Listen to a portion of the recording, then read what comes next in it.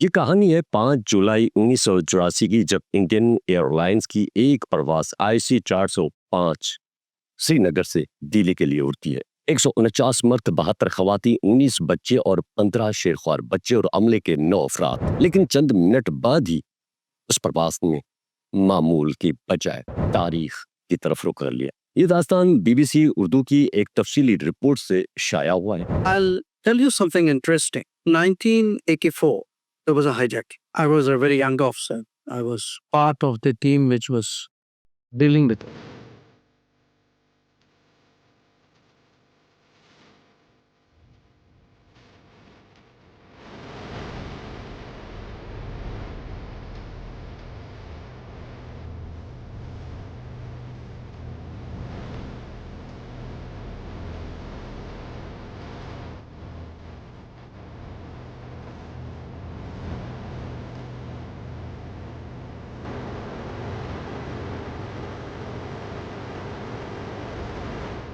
जब air hostess Kuldeep Kaur घबराहट में काकपट की तरफ भागी और उनके पीछे पिस्तौल और टारपानों से लेस नौजवान लपके, तो सब जान गए थे कि ये कोई आम झगड़ा नहीं, जहाज हाईजैक हो चुका है।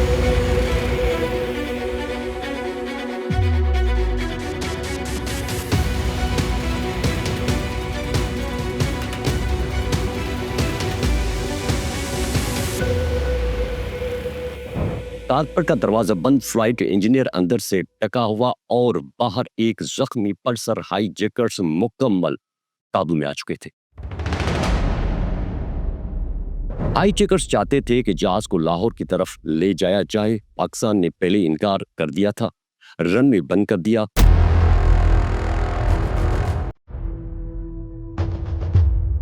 Cabin crew, prepare for an emergency landing.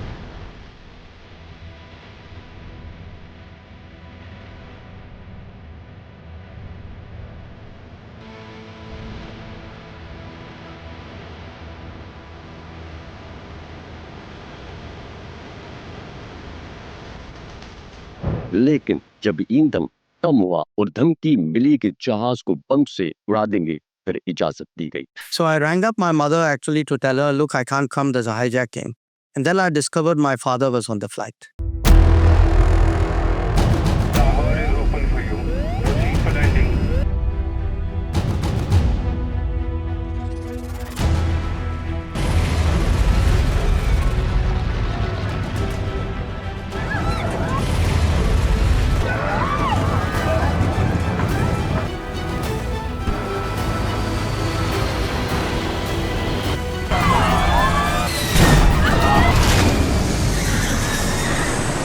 फिर जहाज लाहौर में उतरा।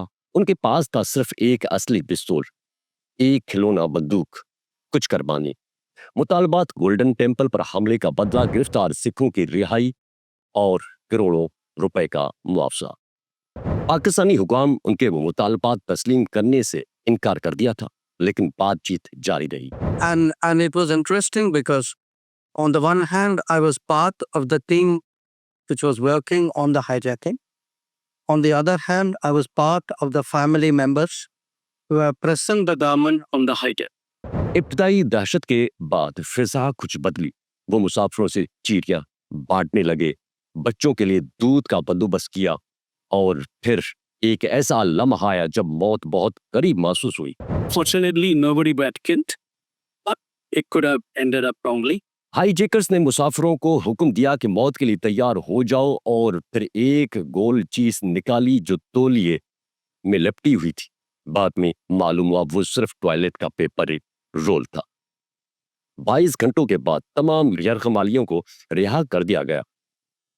हाईजैकर्स ने हथियार डाल दिए, बगैर किसी खूनखराबे के। मुसाफिर जिन्हें कैद में रखा गया, वही बाद में हाईजैकर्स के साथ रोते, गले मिलते और पास्टो उनसे ऑटोग्राफ लेते नजर आए।